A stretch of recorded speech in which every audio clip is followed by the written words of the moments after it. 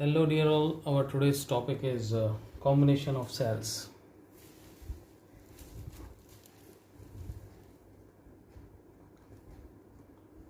Sales तो हमने पढ़ लिए, अब इनको कॉम्बाइन हमें करना। तो दो तरह के कॉम्बिनेशंस होंगे। फर्स्ट वन इज सीरीज, हम सीरीज में लगाएंगे इन सेल्स को, और दूसरा हम लगाएंगे इनको पैरेलल में। पहला देख लीजिए सीरीज कॉम्बिनेशन। पहले हम लगा देते हैं इनको सीरीज में। अब सीरीज में देखिए कैसे लगाएं कि कम से कम एटलीस्ट दो सेल होनी चाहिए आपके पास में। ये लीजिए दो सेल, इन दोनों को जोड़ दिए। इसका इंटरनल रेजिस्टेंस ले लीजिए R1, इसका ले लीजिए R2, ठीक है। और इनको इस तरह से आप जैसे ही ज्वाइन करा देते हैं, और यहाँ पर एक रेजिस्टेंस में, यहाँ बैटरी नहीं लगानी है, ऑलरेडी सेल लगा चुके हैं। आप ध्यान रखिएगा इसमें डिफरेंस सर्किट ड्रॉ करने के लिए आ जाता है। सीरीज का सर्किट ड्रॉ करके दिखा दो तो भूल नहीं जाना है। इस सर्किट में हमें क्या करना है कि इसको बस बहुत सिंपल से तरीके से हमें हल्का सा ही बता देना है कि दिस वन इज आर। इसको EMF को इसकी को E1 लिख दें, इसकी EMF को E2 लिख दें, ठीक है। अब देखिए जरा, अब हमें करना क्या है वास्तव में।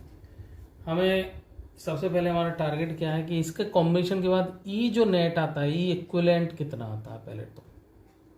R जो है ये R इक्विवेलेंट कितना आता है, ये तो हमारे टारगेट है। फिर वैल्यू ऑफ करंट I तो हमें हर बार निकालनी है, वो कितनी आती है। ये तीनों हमारे टारगेट हैं। You have to find this. तो इसमें आगे लिखो सीरीज कॉम्बिनेशन, सर्किट ड्रॉ करिए, फिर इसमें लिखिए in series type of cell combinations. ये पहले हेडिंग डाल दीजिए कॉम्बिनेशन ऑफ सेल्स, इसमें लिख दीजिए combination of cells can be of two type, series parallel. First डाली series. In series type of combination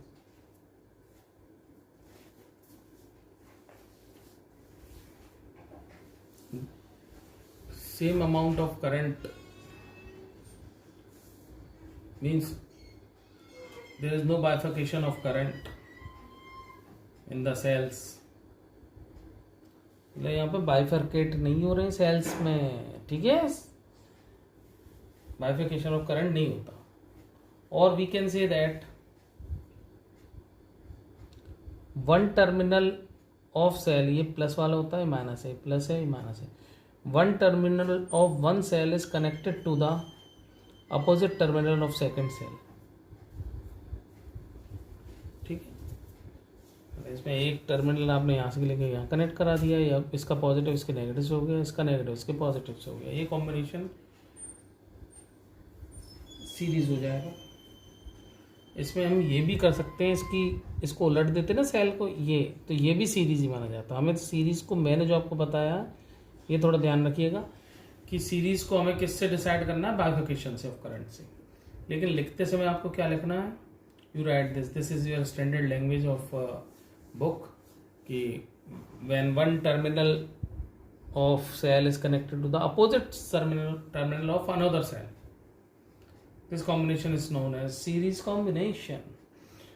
in the circuit there are two cells E1 and E2 having electromotive force E1 and E2 and internal resistance R1 and R2 connected to the external resistance R is shown.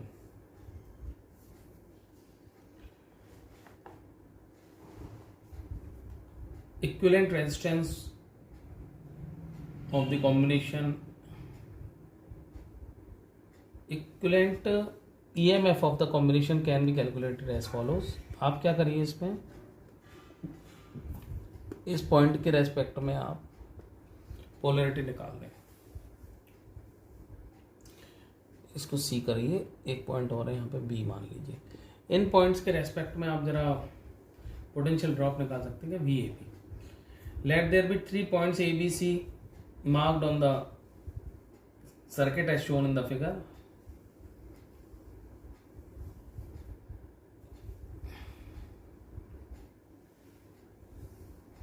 तो हमें कैसे निकालना है इसको, कल जो बताया था उस पर देखिए। वी ए क्या हो जाएगा, यहाँ पे पॉजिटिव आएगा, ये टर्मिनल पॉजिटिव है, ठीक है। और ये वी बी इसके रेस्पेक्ट में देख रहे हैं तो ये नेगेटिव है यहाँ पर, ठीक है। इसके रेस्पेक्ट में देख रहे हैं तो वी बी पॉजिटिव आ रहा है, ओके। और इसके रेस्पेक्ट में देख रहे हैं तो ये नेगेटिव, मतलब ये पॉइंट तो नेगेटिव है ही है, ये पॉजिटिव है ही है, लेकिन ये बी वाला पॉइंट है, इससे तो नेगेटिव आ रहा है, इससे पॉजिटिव आ रहा है। तो अब हमें तो ये तो बता देखे चली नहीं हो कि E1 E2 में से कौन बड़ा, नहीं तो आप सब्ट्रैक्ट कर देते इसको। तो हम ऐसे में क्या करें, दो सेट बना लें।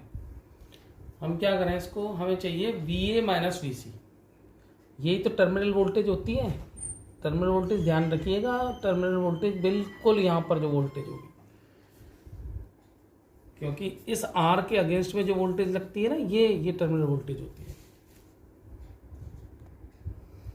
तो हमारा टारगेट इसलिए इसको निकालने का है, ये, और ये इसके अलोंग लगता ही है, ये पता है ना आपको, कल वाला सर्किट याद रखिए, इस आर के अलोंग वो लगता है जो यहाँ पर होता है। और इसको हम कैसे लिख देते थे, E माइनस आई आर, ये लिखते थे ना, ये स्मॉल आर, और इसको V के बराबर लिख देते थे, करेक्ट। तो सेम काम हम इसमें यही करने वाले हैं, हम इसमें कुल मिला के यहाँ पर ये निकालेंगे और इसके बराबर रख देंगे, आई आर के बराबर। तो पहले निकाल तो लें इसको, तो देखिए निकाल लीजिए, इसके लिए निकालिए पहले VA माइनस VB, ये हो जाएगा अपना VA माइनस VB। अब जरा इसमें आप जोड़िए प्लस VB माइनस VC, ऐसा ही करेंगे ना, VB प्लस इसके लिए आएगा, माइनस इसके लिए आएगा, VC इसके लिए प्लस, इसके लिए माइनस, करेक्ट। तो जब आप इसको सॉल्व करेंगे तो क्या आता है आपका, A is equals to VA minus VC आता है, ये तो टर्मिनल वोल्टेज है आपकी, करेक्ट।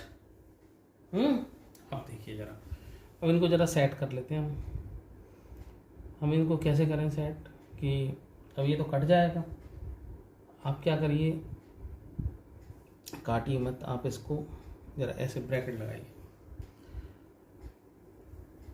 ब्रैकेट लगा के इसको देख के भी लिख सकते थे, अदरवाइज इसको देख के मैं लिख के बताता हूँ आपको। ये माइनस का है, यहाँ माइनस आई करंट ही होगा सब में बाहर में, तो IR1 लिखेंगे यहाँ पे, टेक्निक देख लेना, ऐसे ही लिखना, नहीं तो अदरवाइज गड़बड़ हो जाएगी आपके संग। यहाँ IR2 लिखोगे, याद करिए, यहाँ लिखते थे E, यहाँ लिखते थे IR, और इसको सब्ट्रैक्ट करके लिखना है। तो लीजिए, क्योंकि ये वाला नेगेटिव पे जुड़ा हुआ है, ये वाला नेगेटिव पे जुड़ा हुआ, सब्ट्रैक्ट करके लिखना है इसको, ये वाला नेगेटिव जुड़ा है, सब्ट्रैक्ट करके लिखना है, बस इतनी सी बात है, कोई ऐसी बड़ी बात तो है नहीं। तो इसको लिख लीजिए, इसको आप लिख लीजिए E1 माइनस IR1, ये यहाँ से यहाँ तक का लिखा है, बस यहाँ से यहाँ तक का। अब इसका इतने सेट का लिख लीजिए, प्लस लगाइए, यहाँ लिखोगे E2 माइनस IR2, ये VA माइनस VC चल ही रहा है आपका, ठीक। अब इन दोनों को जरा ऐड कर दीजिए, E1 प्लस E2 कर दीजिए, और यहाँ पर माइनस I को कॉमन लीजिए और R1 प्लस R2 कर दीजिए। ये क्या आ रहा है आपका, V आ रहा है, VAC यानी टर्मिनल वोल्टेज आ रही है आपकी, ठीक है। इसको आप यहीं चाहें तो IR के बराबर भी लिख सकते हैं, चाहें तो पर अभी चलिए बाद में लिखा देंगे, आप इसको VAC लिख लीजिए। तो बस अब आपका काम हो गया, हम तो कुछ बचा नहीं इसमें क्वेश्चन में। अब देखिए आप, इसका मतलब इस इक्वेशन से क्या हुआ, इस इक्वेशन से ये क्या हो जाएगा, इक्विवेलेंट रेजिस्टेंस, इक्विवेलेंट EMF हो जाएगी, ये इक्विवेलेंट माइनस I, यहाँ R इक्विवेलेंट हो जाएगा इज इक्वल्स टू V। ये इक्वेशन बन गई ना सेल की। इसका सर्किट कैसे ड्रॉ किया था हमने, इसको एक सेल मान लिया, इसका इक्विवेलेंट रेजिस्टेंस मान लिया, और ये यहाँ पर हमने R के कनेक्ट कर दिया था, ऐसे तो किया। तो ये इसको लिख दिया E इक्विवेलेंट, इसको लिख दिया R इक्विवेलेंट, जो भी इनका कॉम्बिनेशन से आया। अब इनका कॉम्बिनेशन से आया क्या, इसका कॉम्बिनेशन से आया कि जब भी सीरीज में ऐड होते हैं तो हमें इनको ऐड करना।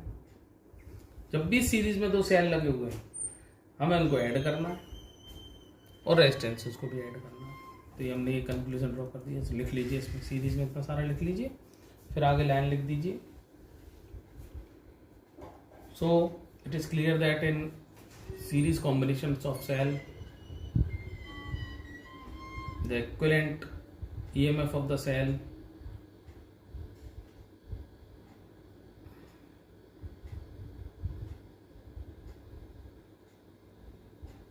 is the sum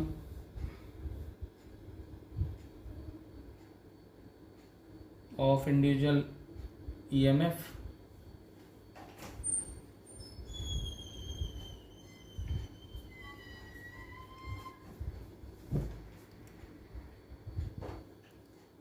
for the same polarity।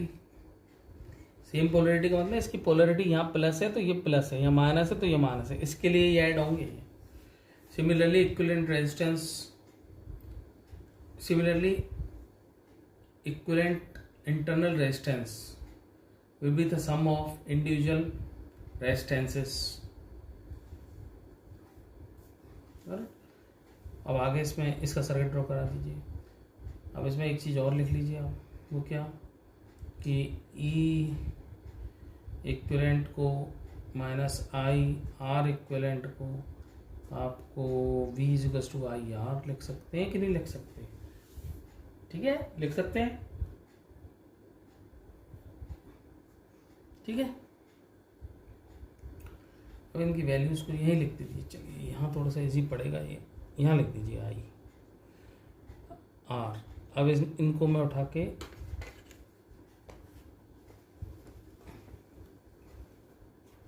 अब इसको हम उधर शिफ्ट कर देते हैं। तो E1 प्लस E2 आई की वैल्यू निकाल रहे हैं हम इसमें, इज इक्वल्स टू आई को बाहर ले लीजिए, R1 plus R2 plus R,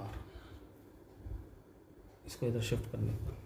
ठीक है, तो यहाँ से निकाल दीजिए। और I is equals to E1 plus E2 upon R1 plus R2 plus R। ठीक है, तो आपको याद रखना आई की वैल्यू इस सर्किट में कितनी आ रही है, इनको जोड़ के V upon V equals to I R से याद रखना, V अपॉन R, तो V की बदली आ गया E1 E2। ओके, ठीक है, ये ध्यान रखना हमें। अब इसमें आगे एक चीज़ और हम लिख सकते हैं कि अगर आप यहाँ पे E1 बराबर E2 बराबर E लिख लेते हैं, ठीक है, डैश डैश डैश E के बराबर मान लेते हैं इनको, और इसी तरह से R1 R2 को भी डैश डैश डैश R के बराबर मान लें, तो इसमें क्या हो जाएगा, ये इक्विवेलेंट कितना होगा? अब आप बता सकते हैं इक्विवेलेंट कितना होगा? N ही होगा कि नहीं? यहाँ N, वही बात, जैसे कि मान लीजिए यहाँ पर 2 सेल थे, एक 2 था, दूसरा फिर अगेन 2 था, ऐसे ऐसे करके यहाँ टोटल कितना आएगा? 2 + 2 + 4 6 7 8। तो नंबर ऑफ टाइम जितनी बार सेल है उनको मल्टीप्लाई करते हैं सेम से, तो ये हो जाएगा। इसी तरह से रेजिस्टेंस जो है वो कितना आ जाएगा? R कितना आ जाएगा? अब रेजिस्टेंस को भी ऐडअप करते हैं ना, ऐड करते हैं, तो ये भी NR हो जाएगा। Got it? ये थोड़ा सा ध्यान रखने का। और उसमें फॉर्मूला क्या हो जाएगा आपका? तो करंट कितना हो जाएगा? करंट हो जाएगा हमारा NE अपॉन, इन सबको ऐड कर दीजिए, R1 plus R2 NR plus R। ठीक है, ये आप याद रखिएगा, ये करंट का फॉर्मूला बन जाएगा। देखो इसमें, if cells are having same EMF then equivalent EMF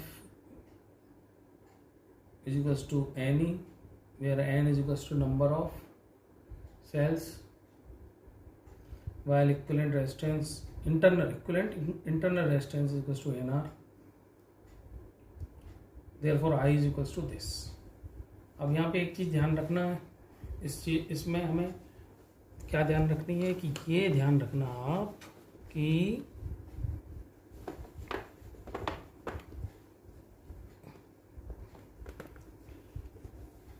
अगर इसमें मैंने बोला था पोलरिटी, अगर इसकी पोलरिटी को बदल देते तो क्या होता?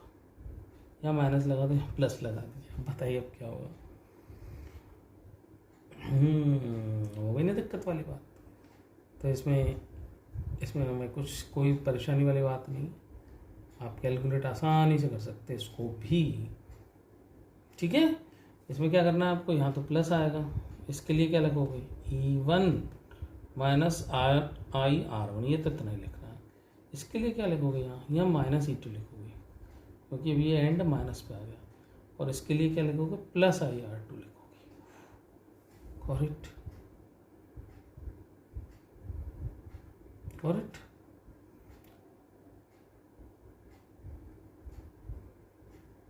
अब इसके लिए क्या हो जाएगा combination, E1 minus E2।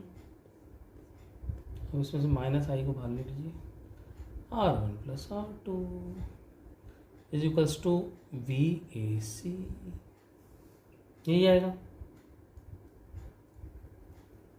Correct. तो इसमें हमें क्या चीज इंपॉर्टेंट नजर आई, उसमें भी तो यही आ रहा था, फर्क सिर्फ इतना था कि उसमें क्या आ रहा था, E1 प्लस E2 आएगा, यहाँ माइनस आएगा, और R1 प्लस R2 आएगा, VAC आएगा। ये थोड़ा सा ध्यान रखना, उसमें कब, जब सेल्स की पोलैरिटी सेम थी, इस वाले केस में। लेकिन अब हमने ये वाला केस कब है, जब हमने सेल की पोलैरिटी को उलट दिया। तो इसमें E1 माइनस E2 करना। अब E1 माइनस E2 का मतलब कौन सा बड़ा, हमने इसमें E1 को बड़ा हुआ माना, तो E1 minus E2, otherwise E2 minus E1। आगे लिखो, if polarity of the cells is reversed as shown in the figure, then अभी देखिए ये क्या बनेगा, E इक्विवेलेंट बनेगा, E equivalent minus I/R equivalent is equals to VAC। ठीक है, इतना ही करना था, हमें तो कोई दिक्कत नहीं है। Then equivalent EMF will be the difference of individual EMF, that is E1 minus I2, while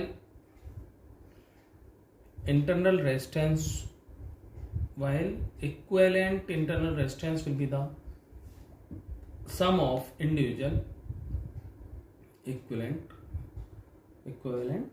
resistances। Alright, तो इसमें ये चेंज नहीं होता, जबकि E1 minus E2 ही चेंज होता है। Alright, tomorrow we'll see yet another topic, that is parallel combinations of cell. Till then, take care. Bye for now.